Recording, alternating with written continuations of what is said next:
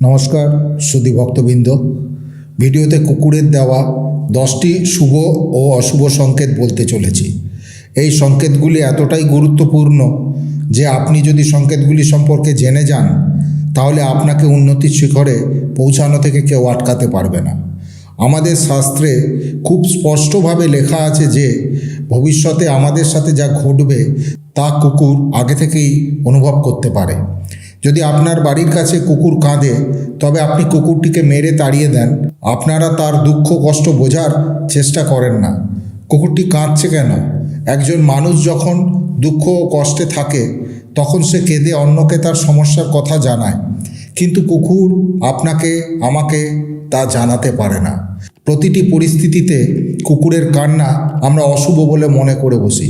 কিন্তু ভিডিওটির মূল পর্বে যাওয়ার আগে আমার সকল ভক্তবৃন্দদের কাছে একটাই অনুরোধ যে ভিডিওটি সম্পূর্ণ দেখার চেষ্টা করুন। মূল পর্বে যাওয়ার আগে আমরা জানব কুকুরকে খাবার দেওয়ার কথা বলা হয় কেন। জানেন এর পিছনে কোন রহস্য লুকিয়ে রয়েছে? কুকুরকে খাবার খাওয়ালে আসলে কি হয়, এসব সবই আমাদের শাস্ত্রে বর্ণিত রয়েছে। এই সমস্ত প্রশ্নের উত্তর ভগবান শ্রীকৃষ্ণ দ্রৌপদীকে বিস্তারিতভাবে বলেছেন। আমরা তা আগে জেনে নেব। একবার ভগবান শ্রীকৃষ্ণ সোনার সিংহাসনে বসে বিশ্রাম নিচ্ছিলেন। ঠিক সেই সময় সেই মুহূর্তে দ্রৌপদী তার বিশ্রাম কক্ষে এসে প্রভুকে জিজ্ঞাসা করেন, হে প্রভু, আপনি তো পৃথিবীর সমস্ত কিছুই জানেন। আপনি মানুষের দুঃখ দূরকারী, এ জগতের কল্যাণকারী। প্রভু, আমি আপনাকে একটি প্রশ্ন জিজ্ঞাসা করতে চাই। তখন ভগবান শ্রীকৃষ্ণ বলেন, হে দেবী দ্রৌপদী, আপনার মনে যে প্রশ্নই থাকুক না কেন বিনা দ্বিধায় আপনি আমাকে জিজ্ঞাসা করতে পারেন। আমি অবশ্যই আপনার প্রশ্নের উত্তর দেব। তখন দ্রৌপদী বলেন, হে ভগবান, আমি জানতে চাই কুকুরকে খাওয়ালে মানুষের আসলে কি হয়। কুকুরকে খাওয়ালে কি কোনো উপকার পাওয়া যায়? তখন ভগবান শ্রীকৃষ্ণ বলেন, হে দেবী দ্রৌপদী, আপনি তো কুকুরের সম্পর্কে ভালো করেই জানেন, কারণ আপনি তো কুকুরকে অভিশাপ দিয়েছিলেন। দ্রৌপদী তখন বললেন, হ্যাঁ প্রভু, আমি কুকুরকে অভিশাপ দিয়েছিলাম, কিন্তু আপনি আমাকে দয়া করে বলুন যে কুকুরকে খাওয়ালে কি হয়, মানুষের কি কোনো উপকার হয়?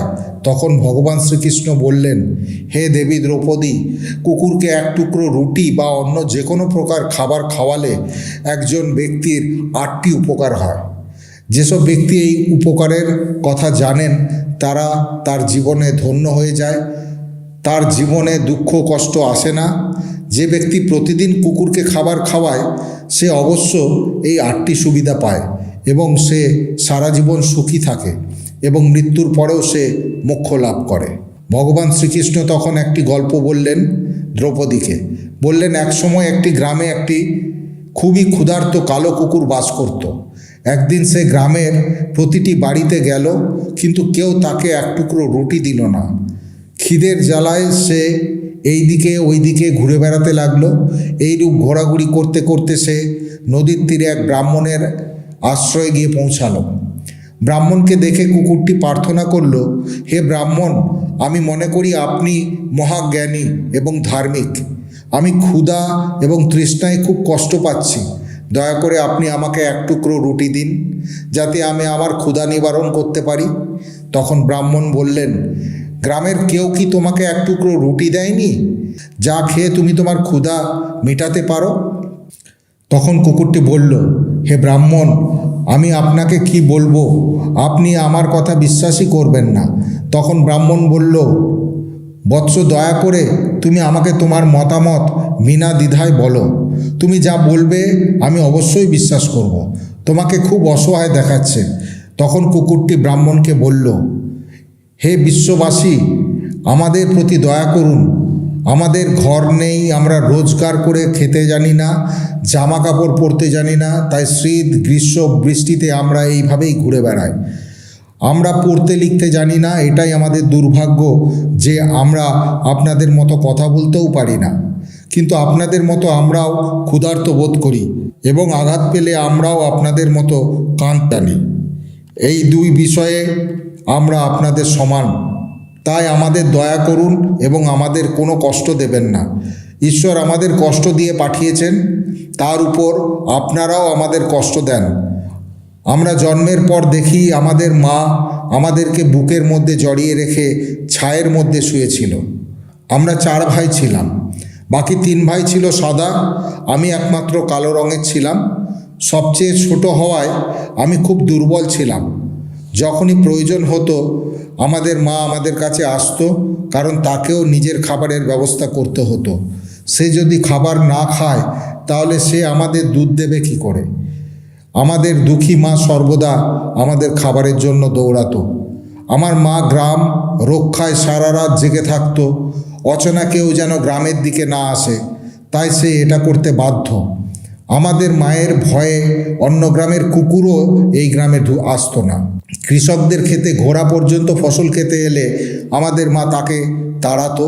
গ্রামবাসীদের জন্য এত কিছু করার পরও কোনো মানুষ আমাদের মাকে খাবার দিত না, তাই বাধ্য হয়ে খাবার ছিনিয়ে নিত আমার মা। একদিন আমার মা খুব ক্ষুধার্ত ছিল, ক্ষুধায় তার পেটে আগুন জ্বলছিল। সেদিন গ্রামে এক শেঠের বাড়িতে ভোজ চলছিল এবং লুচি তৈরি হচ্ছিল। শেঠের বাড়িতে অনেক অতিথি এসেছিল। আমার মা খাবারের সন্ধানে সেখানে যায়, কিন্তু লোকে তাকে দূর দূর করে তাড়িয়ে দেয়। কেউ তার প্রতি একটু দয়া অনুভব করেনি যে এই অসহায় কুকুরটিকে এক টুকরো খাবার দিয়ে দিই। আমার মা শুধু দাঁড়িয়ে দাঁড়িয়ে লোকেদের খাবার খাওয়া দেখছিল। এমন সময় পরিবেশনকারী লোকটি কিছু কাজের জন্য ভেতরে গেলে আমার মা চুপি চুপি সেখান থেকে একটি লুচি নিয়ে পালিয়ে যাওয়ার চেষ্টা করে। তখন একজন চিৎকার করে আর আমার মাকে মারে। সেখানে থাকা লোকজন লাঠি নিয়ে মাকে ঘিরে ফেলে। মা ভয় পেয়ে যায়, কারণ সবাই লাঠি হাতে নিয়ে দাঁড়িয়ে আছে। মা সেখান থেকে বের হওয়ার চেষ্টা করছিল, কিন্তু তার আগে লোকজন তাকে লাঠি সোঁটা নিয়ে মারতে শুরু করে। আমার মা সেখান থেকে কোনো মতে কাঁদতে কাঁদতে পালিয়ে যেতে সক্ষম হয়।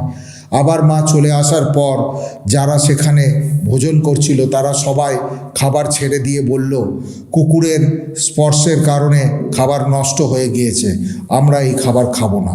শেঠের বাড়ির সবাই একে অপরের সাথে আলোচনা করলো, খাবার নষ্ট হয়ে গিয়েছে, এখন কি করা যায়? বেচারা শেঠ ফুপিয়ে ফুপিয়ে কাঁদতে লাগলো। আর কেউ কেউ বলতে লাগলো, ভাই সব খাবার কীভাবে নষ্ট হয়ে গেল? কুকুর তো একটি পাত্রে মুখ দিয়েছিল। অনেক মানুষ ঘরে কুকুর পালন করে, সেই কুকুরটি তাদের ঘরে ঘুমায় এবং খায়, এতে খারাপ কিছু নেই। কিন্তু তাদের মধ্যে কেউ কেউ বড় বাড়ির লোক ছিল এবং তারা একজনকেও খেতে দেয়নি। তারা বলে এই খাবার নষ্ট হয়ে গিয়েছে, এই খাবার আমাদের খাওয়ার উপযোগী নয়।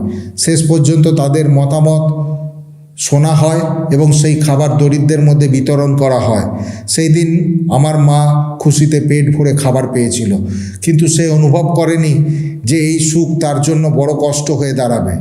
খাবার খেয়ে সে আরামে যখন শুয়েছিল, তখন শেঠ তার কাছে লাঠি নিয়ে এসে তাকে মারধর করতে লাগলো। সে পালানোর সুযোগ না পেয়ে লাঠিসোঁটার আঘাতে জোরে জোরে চিৎকার করতে থাকে।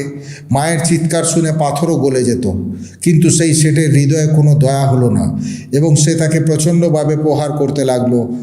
মায়ের যন্ত্রণা আর্তনাদ গোটা গ্রামে শোনা গেল, কিন্তু কেউই এগিয়ে এলো না তাকে বাঁচাতে। অবশেষে সেই শেঠের লাঠির আঘাতে আমার মা মারা গেল। ক্ষুধার কারণে মানুষের বুদ্ধিও নষ্ট হয়ে যায়, আর আমরা তো পশু। মায়ের মৃত্যুর পর আমরা 4 ভাই অসহায় হয়ে পড়ি। ক্ষুধা, তৃষ্ণা ও শীতের কষ্ট সহ্য না করতে পেরে আমার 2 ভাইও মারা যায়। আমরা বাকি 2 ভাই কোনো মতে বেঁচে যাই। আমরা বুঝলাম মানুষ কতটা স্বার্থপর। আমরা যতই তাদের সেবা করি না কেন, তারা আমাদের কষ্ট বোঝে না।